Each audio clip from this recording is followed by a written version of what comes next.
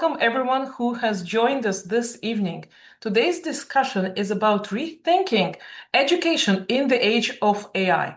We are going to be talking about curriculum to capability. And our speakers, we have got amazing panel for you today from the US.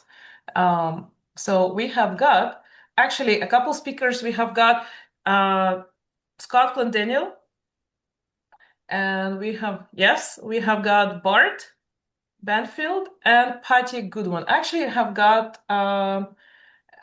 an information on a poster for each and every one of our speakers today.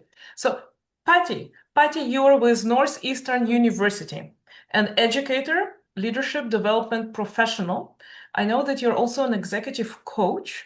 You work with individuals. You are around, you tend to be in the space of adult education and learning. And we have met at Northeastern University. So welcome. Let me know if I have missed anything. Sounds good? Welcome. We also have got T. Scott Glendaniel. We are extremely excited. You are also in higher education right now as a senior curriculum advisor, right? Yes, In ma'am. Pennsylvania. You used to work for Gartner, ex-consultant for NVIDIA, Mercedes, Ritz-Carlton. Wow, the International Olympic Committee. I'm very much impressed. We are all actually very much impressed. UK Prime Minister, you consult governments, you consult experts. You are the expert who consults other experts and an AI futurist. We are extremely excited to have you. We also Thank you. have got, thank you. We also have got Bart. Welcome to Woohoo! today's discussion. Bart, nationally recognized education futurist. I know that you worked as a superintendent for Epic Charter Schools. It became huge during the pandemic. I believe you guys just doubled. Those kids who were going to in-person experience came on for the online experience with Epic Charter Schools. Extremely excited to have you here. You worked with and oversaw more than 30,000 students and thousands of faculty. You are in the K-12 space, unlike the other folks here that are specializing in higher education and adult education. And you are a founder, B Squared Education Consulting. I also hear you have a book. Maybe you could mention a few words. Yeah, so I've got Virtual Leadership, the Essential Principles of Remote Work. It's available on Amazon, so I appreciate the opportunity to plug it here. It's good to be with you, Alina. Thanks for having me. Thank you so much. So I do thank everyone. So AI, that's a big topic. There's so much hype, and here's a slide from Gartner that I found just from the Gartner research. We are building AI agents, and some are saying we are at the hype, and some are saying we are maybe in the trough of disillusionment around AI, because many companies are going after AI, putting so much investment. Universities are also adopting the curriculums, the education space. K-12 is adopting. Everyone's saying how we need AI everywhere, and AI is reshaping how we approach things. So there's some debate if we are at the very top or maybe we are going towards this trough, with the idea that we will maybe come on out. So I want to welcome you today, and I want to open the discussion with a question to the panel. So if the education systems now need to adapt to the world of AI, how are we changing the curriculums? How are we changing education? And what's the value of that human knowledge now? If anyone wants to jump in. I'm happy to get us started. Um, so I have taught in secondary education, and I did online labs many years ago when that was kind of a new thing. And what I have seen in comparing online learning, how the spike and then came down. So I appreciate the visual that you just gave, Alina. And then where I am now in Northeastern. where we are very focused on experiential learning and career preparedness. And so we've jumped all in on AI opportunities.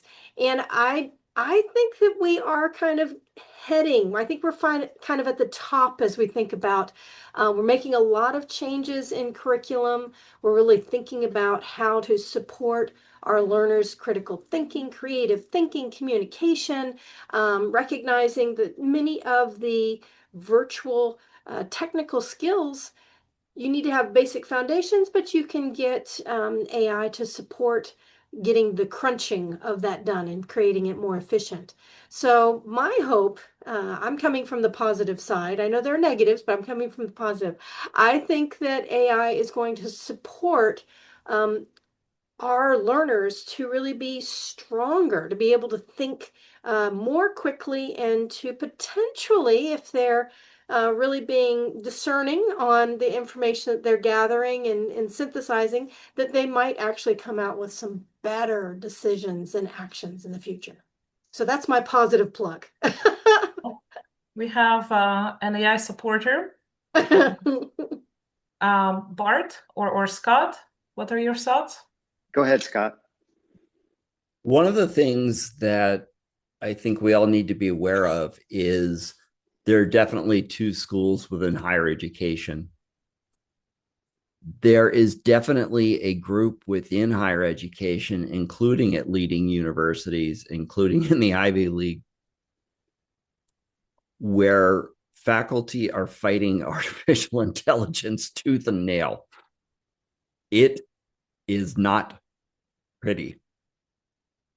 There are definitely advocates. I work a lot with University of Pennsylvania. University of Pennsylvania, in many areas, was an absolute leader with artificial intelligence. So Wharton was one of the first schools to offer artificial intelligence degrees and programs. That's great. And then there are other areas of the University of Pennsylvania where, let's just say, they are not welcoming to artificial intelligence. If you look even within the School of Education, if you look within who also has an artificial intelligence degree. But there are definitely pockets within the university that don't want to have anything to do with AI. They don't want it in the classroom. They definitely don't want it in anything to do with evaluation. There are still instructors who ban it from the classroom altogether. There is a feeling that it should not be used because it reduces critical thinking, or that is their belief. There is a feeling that it reduces cognitive development. There is a feeling that it contradicts a lot of the green movement because it's ridiculous use of energy. That's why you see companies like Amazon and Google saying that they're going to buy their own nuclear reactors. There are lots of coal-fired plants that were set for shutdown, which are no longer headed in that direction, just to be able to power the need for AI. So it is definitely a mixed bag. And there is definitely not consensus within higher education on what to do about AI. So it's going to be interesting to see where this all ends up. That's good. Now we have got a bit of an alarmist perspective. And Bart, I'm curious to know, where do you stand? Yeah, so I think it's interesting. If you look at the K-12 sector, and I've been in the K-12 sector for the last 27 years, I think what you'll find on that bell curve as you follow the diffusion of innovation theory is you have innovators and early adopters. The K-12 sector, for the most part, are really late adopters, and I would even say laggards. We have this industrial factory-based model that's been around for 150 years, where we've standardized the instruction that students receive. And the reality is that AI is disrupting that inertia within the K-12 sector and promising the potential to personalize education for children And so, we've sort of got this grappling with it. And I think what I've seen, and I visit with school superintendents all the time. I visit with people in the ed tech sector that are specifically serving K-12 is I think you see this paralysis by analysis where we're talking about children here, in some cases pre-kindergarten through the 12th grade. 4 years old all the way up to the age of 18. We're talking about children. We're talking about their data. We're talking about FERPA. We're talking about compliance and all these things that the K-12 sector is built upon and has been for decades. That it's challenging. We see the power and the potential of AI. And here's the truth, Alina. What I'm seeing is that AI is accelerating at such a rapid rate that it's actually accelerating faster than system design can keep up. That's actually very valid points. The acceleration of AI and are we ready? Is our thinking ready? Is our technology ready? And when we just heard AI is taking up so much of energy to fuel it. And yes, big companies, you're correct. They are talking about standing up nuclear reactors to fuel AI. It's sucking up so much water, has got a crazy impact on the CO2, basically. Huge, huge impact. Also, there is this new term, we call it in research recently came out AI psychosis and digital dementia. A large study, I don't know if maybe in the audience or you guys have seen, a large 2025 meta-analysis of over 400,000 adults found regular use of digital technology is actually not as good for that. And they coined the term digital dementia. And now you see young folks, that's actually very unfortunate, that are interacting with AI tools, not realizing how this technology is built. We even had suicide cases, unfortunately, among teens. And in university, I myself is also a professor, and I do see students cutting corners because humans, unfortunately, we tend to be lazy creatures. And if it can get you that essay faster, and if it can get you to that A plus faster, last year, 2 years ago, I had maybe half of my class using AI. Now I can see it bluntly in close to 100% of the submissions. There, I can see very clearly it was written by AI. It's just too good. And things break down when we move things into the from written assignments to in class because AI is just not there when you're doing those presentations, our verbal communication. But unfortunately, it is impacting, and there's many studies out there. But what we are trying to do as in education is to build that capability building. And World Economic Forum identifies for 2030 AI as that key top skill. It's your analytical thinking, creative thinking, and it's that AI and data fluency. So my question is, are we building that capability? What precise maybe behaviors demonstrate that learners are developing that capability? Because end of day, we are preparing folks for the job market. So, Alina, I really appreciate that you just mentioned about assessments. And this is one of the things that I've been pushing quite a bit for the past year, is that as an educator, we have to rethink how we are assessing our learners. And when we allow them to base their learning off of something that we know that they can easily put together through AI, we're really not helping them in the learning process. So as an educator, we have to completely rethink. Quizzes are useless. Don't do a quiz. Pulling back and saying, okay, what's a real life experience? Go and observe XYZ and explain what you see and how does that relate to this concept. Go and try to do this experiment if you're learning online or if you're in a classroom where you have more that's hands-on and more where they're having to think through or they're needing to compare something of what they've personally experienced compared to another person's experience and what's the difference and really being able to grapple with that conflict of it's not what I expect. and being able to push back. I've had many examples of where AI has provided wrong information.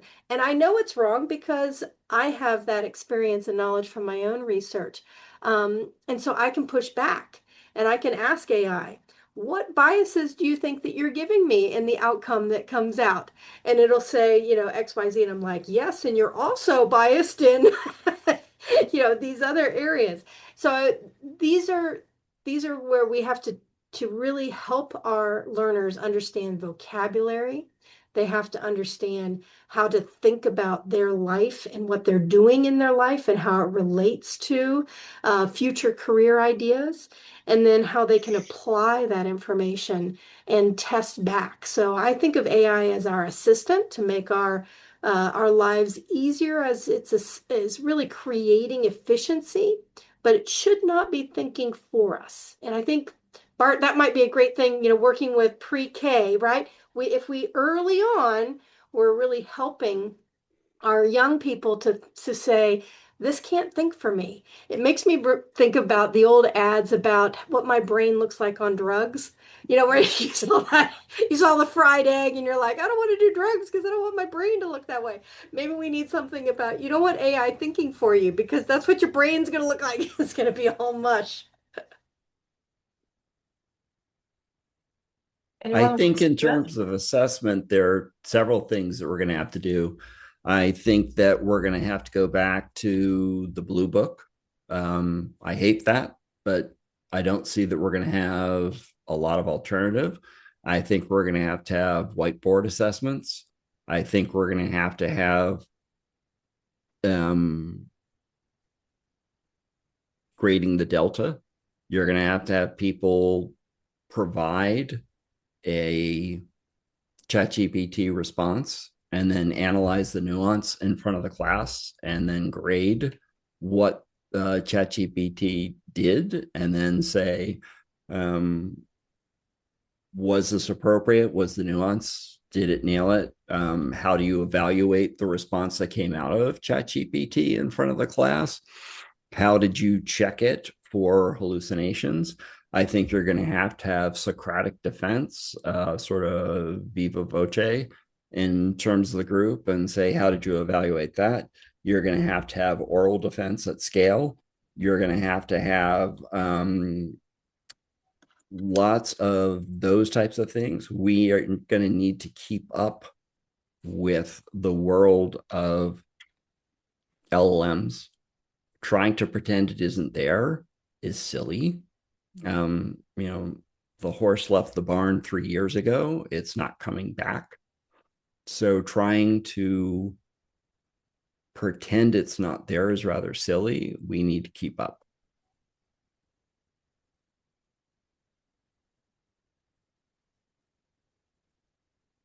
It does make sense. And that study, there was a study by MIT. They studied 54 students writing essays, those using ChatGPT and those not using ChatGPT. It showed consistently lower neural engagement. So your brain waves significantly But impacted. Significantly. okay, I'm not going to address that one. I'd like to put that in the parking lot because there was some real errors in how that study was conducted, but Yep. I don't want to get us wrapped around our axle on that. But there are definitely issues as a whole. I don't want to make that particular study the issue. There are definitely concerns overall with how those tools are being used. However, regardless of the study, I think we can actually teach students to say, how can we make using LLMs in the education process an interactive event? In other words, how can we use LLMs as a tutor? How can we use LLMs as an interactive, more in terms of a teaching assistant? How can we use it as a coaching mechanism? How can we use it as a brainstorming mechanism? How can we design an entire analysis. I can say that many of us have learned to use an LLM as a process, as opposed to the scariest thing that I saw in a class at the end of my master's degree was at the beginning of the class, an instructor asked, "What do you want most to come out at the end of the class?" And students were submitting that question to ChatGPT. You're asking ChatGPT what you want most out of the end of the class. I mean, that just what? So we need to teach the process. If we're not teaching those skills, that's on us. If we're making it a binary choice, LLM or not, we're going to lose. So how are we going to teach thinking skills? How are we developing further cognitive skills through the tool, because the tools aren't going away? And does make sense. Wayne Randolph just put something in the chat for us. Alina, do you want to Yes. take that?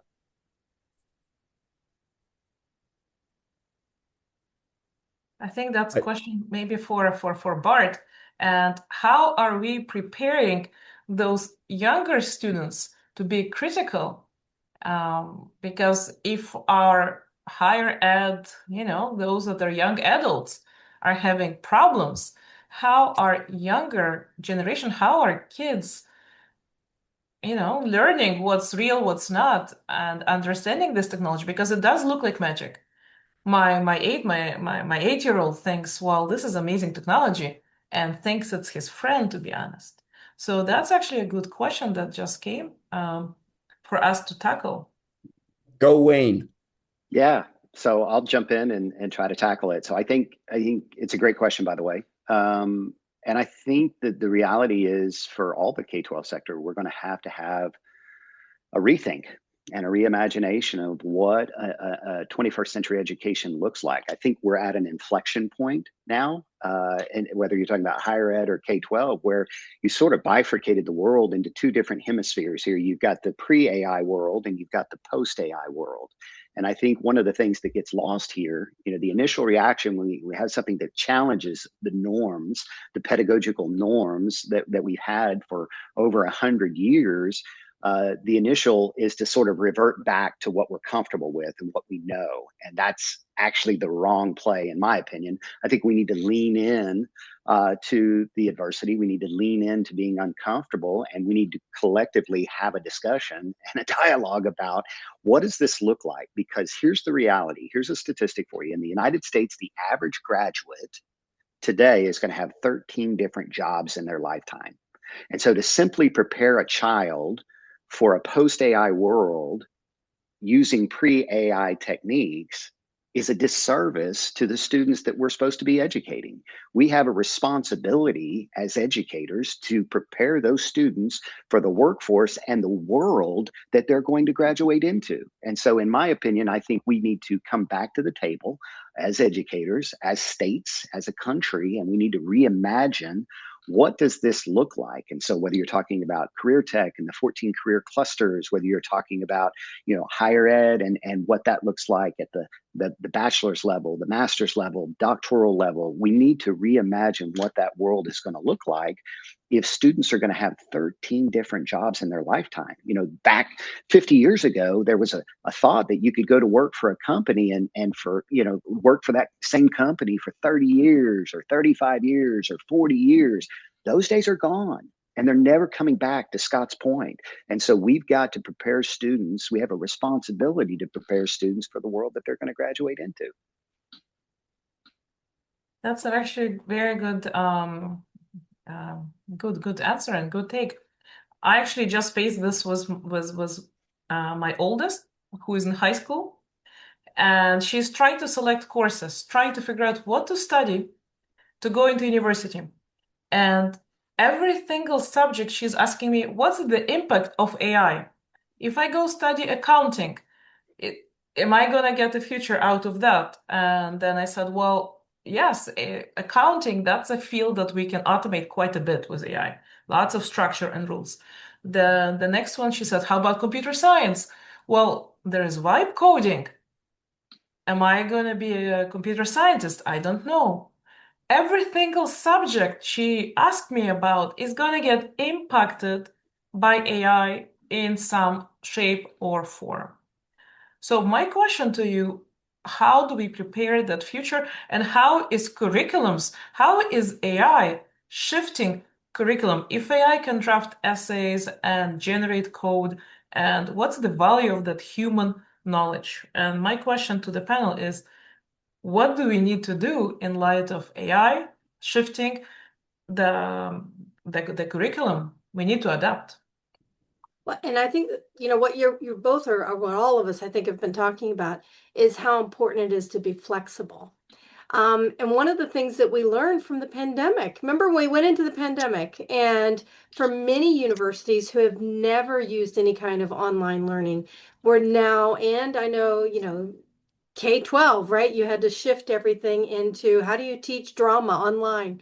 I had a friend that was teaching drama classes in elementary school, and she's having to rethink, how she's doing that.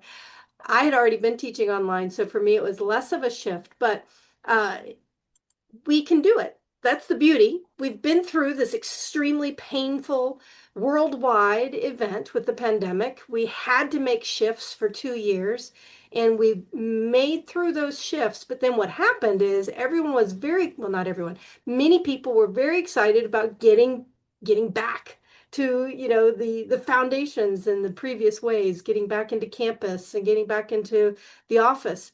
But yet, many organizations around the world do have hybrid working or remote work.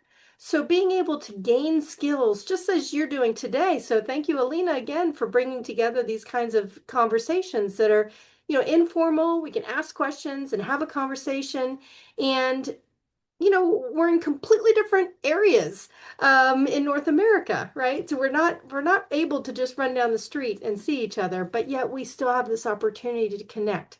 So to me, that means we need to be teaching our students how to understand flexibility, diversity, different perspectives, communication conflicts, mishaps in cultural differences, seeking more curiosity and looking to understand, and rather than maybe having more judgment and having more structure. I think those are all a huge shift in how we are training our learners at all levels, and how we're also looking for those in the workforce. Because as you have people moving in and out, that's a lot of training of new people coming in and out of an organization. So on the one side, you're really increasing the need for learning development and the agility of shifting, customizing training within organizations. We have a couple other comments about human skills. This is what we are discussing. The value of human skills. Because if AI is very good at that knowledge, information, what happens to the value of that human, that employee, that student? We are training our younger generation to become employees in the job market. And if they're cutting corners and if they're getting out there and we are not developing those human skills, that communication, that critical thinking, and I believe a little bit of what's happening to us is we had the Industrial Revolution. It was taking maybe 100 years for us to adapt, maybe more. It was a decade. Now, the AI revolution, we are facing maybe it was a century, it was 100 years. Now we have a decade, maybe 1 decade to adapt to AI, to the AI revolution. It's not enough time. And the human skills. So the human skills are being ignored in our educational system. We historically tend to prioritize assessments, structured exams, multiple choice questions. Things are so easy for AI to do.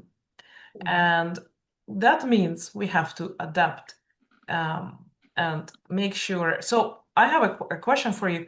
What are you thinking? Does AI democratize learning? Or maybe it amplifies some inequalities? And what are maybe some safeguards we need to put around it?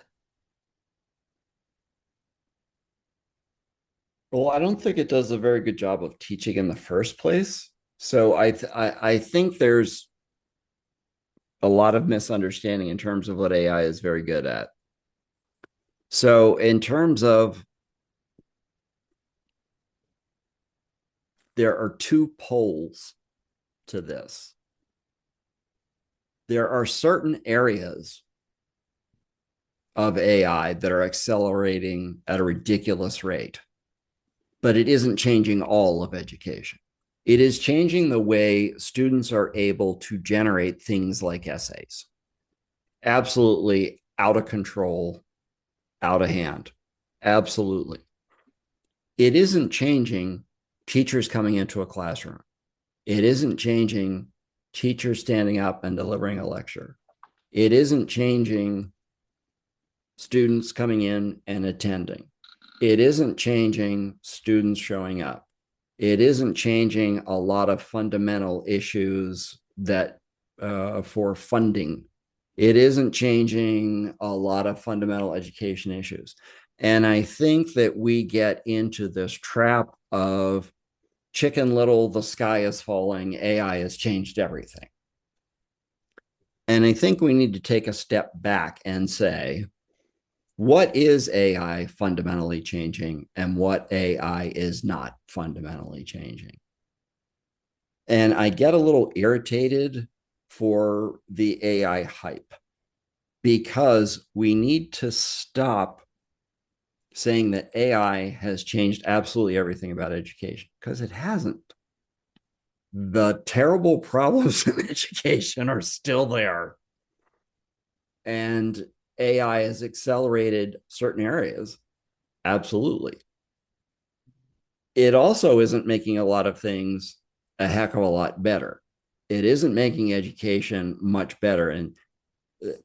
And I had an interesting discussion earlier this week with a very smart person who was saying, we don't need college anymore because we've got AI. And that's why no one's going to college anymore. And I was like,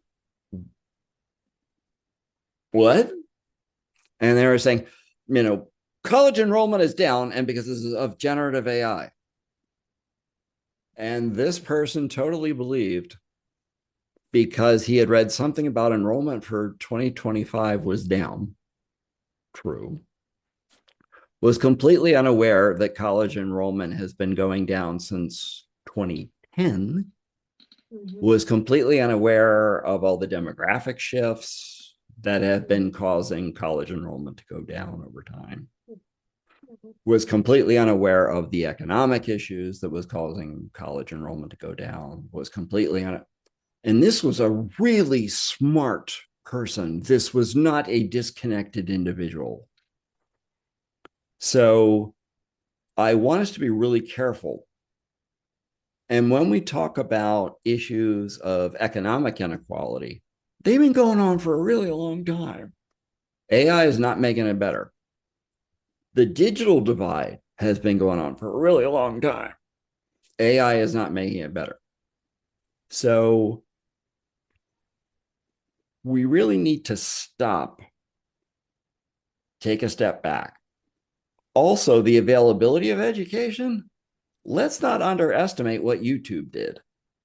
Now, I am not a YouTube advocate per se, but I will say the ability of someone for a micro learning opportunity, I got to figure out how to fix my washer. YouTube's invaluable.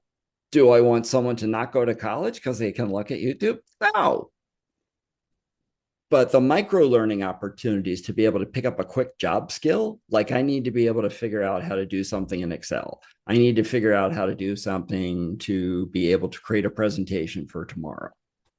There are lots of technologies that fill in the gap. Also, a lot of things that we call AI, it's just software, kids. When we talk about automation, like all this agentic AI, for most of what everyone is calling agentic AI, it was called RPA 15 years ago. And it was called software a century ago. I don't want to burst everybody's bubble. So we need to be really careful with our labels as we have this whole conversation. And everybody really needs to take a step back. So I will now get off my soapbox, stick it back carefully under my desk. But guys, please be careful with the label of AI.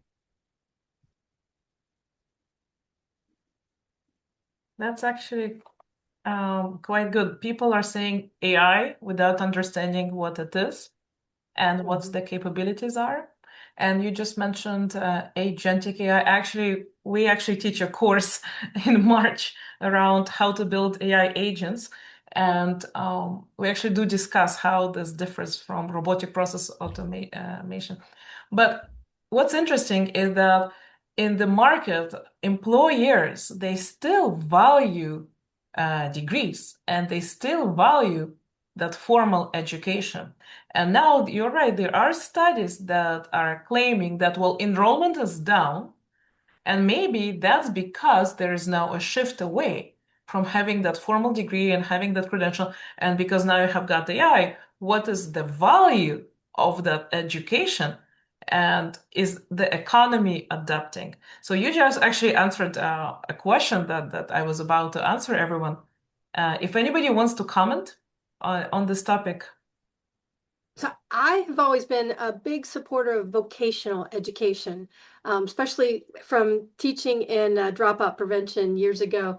I just don't believe we need every person on this planet to go to higher education. And I know I teach in higher education, but we need individuals to be able to have service-oriented activities. I need a plumber. I need an electrician. And they get certified specifically with that technical area, and they make use of technology to support them in the work that they're doing. But they can get a lot of that technology from a vocational program. I also think there's a lot of students that need to go to higher education, whether it's community college or, moving into a larger environment, because developmentally, just as a human development, they need the time to be able to think through different types of subjects, to have a better understanding of how society works, how the world works, and have opportunities to grow in certain areas because of their own personal interest or curiosity or capabilities, talents. So I think, this is where some of the European systems, I think they still have it right. Early kind of I think it's middle school maybe-ish, where students start to think about, do I want to go more of a vocational route and learn trade skills and be an apprentice and have that as my opportunity? Or do I want to go this more academic route and think big philosophy and then land a little bit there? I agree with what Scott's saying. This is not where AI or robotics is going to change. As a society, we need the trash picked up. And I'm sorry, even more and more that we might, have different ways of recycling, that still something has to be done with it. So we need electronics. We need, someone to fix a refrigerator. We need people to be able to drive people around to different hospital, needs. And And again, we need AI to, and I part, want to but then do emphasize everything. that point. And we Yeah, also go need ahead. to get over ourselves that is a lower value to society. You try and run a Exactly. society without the ability to get people to hospitals. You try to run a society without the ability to get the refuse to where it needs to be. We need to get over this academic elitism that we have done. Academics are fantastic. I'm a huge supporter. But if I can't get to the hospital when I need to, I would and look, I've got 2 master's degree. I love academia, but if I have to trade myself with an MBA and a master's in education versus the person who's going to get me to the hospital when I'm having a heart attack, I'm going to take the ambulance driver. Well, I'm going to go one step even further. And I think we found this again from the pandemic. We need people in grocery stores. We need people to Darn, be able to, absolutely. right? So we really Absolutely. need all these layers of our citizens as a society. And AI Agreed. is not going to change that we need to consume food. We need Hey, farmers. We need, ChatGPT, finish this building. right. That's an interesting discussion we're having. Basically, we need all sorts of capabilities out there. And Right. we need folks across not just higher education and not just, and AI is going after the white collar workers. Let's be honest. It's It's going, going after the entry level white collar workers. it is shrinking by 25%. We are seeing that in the market right now. The entry jobs are down across North America and I suspect maybe outside. But in North America, it's down by 25%. So if you're new in your field, you're just coming out of university, and perhaps maybe that is one of the reasons why we are seeing lower enrollment. I'm just speculating, but maybe it's all part of it. But those entry level jobs are shrinking, and the need for experts is still there. You do need to be that expert. And you do now, and AI is also creating new jobs, by the way. We now have got AI governance experts, AI ethicists. We now have got new roles around. I have got on my team AI engineers, machine learning engineers, data scientists. We have got folks that are now working in these fields, which we didn't have just a couple of years ago. So, what for the last question for the evening, if you could provide just a couple sentences to sum up, what do you think would be the most viable skill of or fluency that you predict for this year or for the next couple of years? If you say it would be maybe, is it prompt literacy? Is it models? Is it thinking? Maybe it's just your human creativity. Maybe that's a skill that you should be developing. And yeah.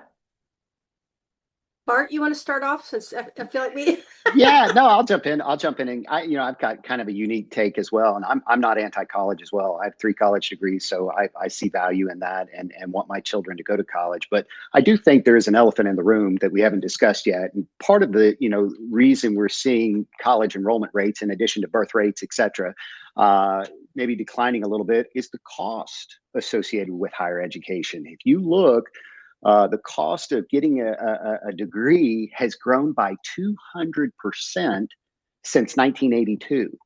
And so if you look at that, I think both students and parents are looking at the ROI on this investment that they're making. Student loan debt is at an all-time high.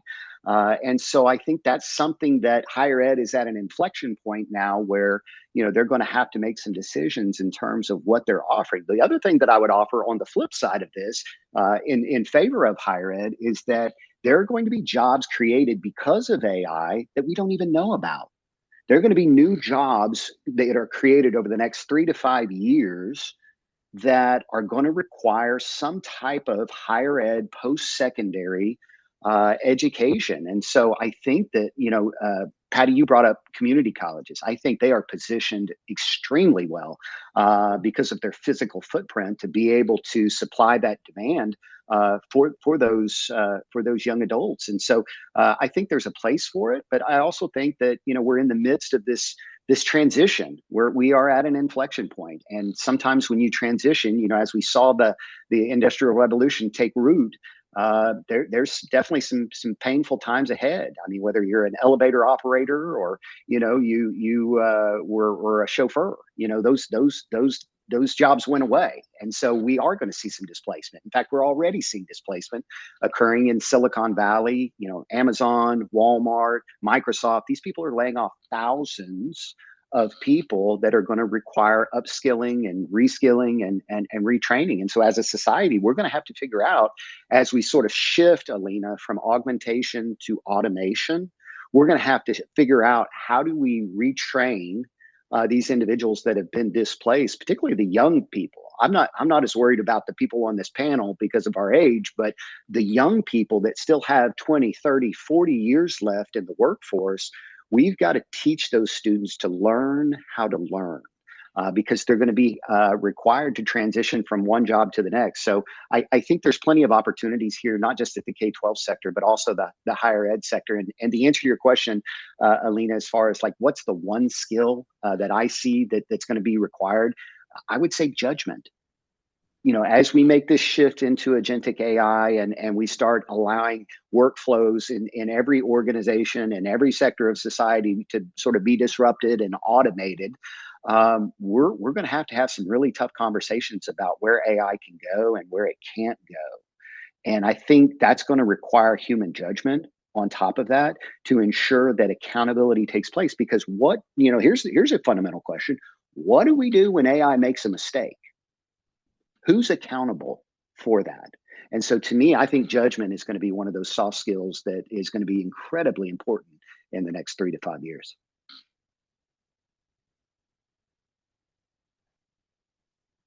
Any, Oh, well, I'll jump in. I yeah. totally agree that judgment is critical, but I'm going to come from the other side, and I'm going to say curiosity. Mhm. Somehow, I think that along the way, um, we have learners who are just not curious. They want to be told what to do. They don't want to kind of have to figure things out. So, in terms of where should accountability be, well, we also need to teach people to fail. And so that they can understand what does it feel like to fail and how can you learn from your failure and be curious about how to try it again. And Yeah. that's why you can't just accept what AI is giving you as the right information. You have to push back and you have to keep testing because you can't make the assumption that it is correct. You need to be curious. You need to be able to try things, look at it from different perspectives. And I think, yeah, so I'll stop there. Scott. Scott, any closing words? Resilience. Thank you. That's an excellent, just one word, resilience. I want to thank everyone for joining us today. That's actually a good, just a one word thing to take with us into 2026. And you definitely need resilience. It is the one skill. And I do thank everyone for joining us. And I would like to just share before we go that we do have got some interesting courses around building AI agents, actually. And we will show several business enterprise use cases. This particular one is for those that are interested in building no code and low code automation. In particular, we are going to be showing tools such as Zapier and N8N, and you can earn a certificate with your name on it. We also, that's coming up in March. And actually, next week we have got a course on how to vibe, essentially leveraging your human language skills and giving instructions to build your own applications, your own website, using AI for creativity building. And for those who want to follow us, we have got our LinkedIn page, we have got our YouTube page, and I do want to thank you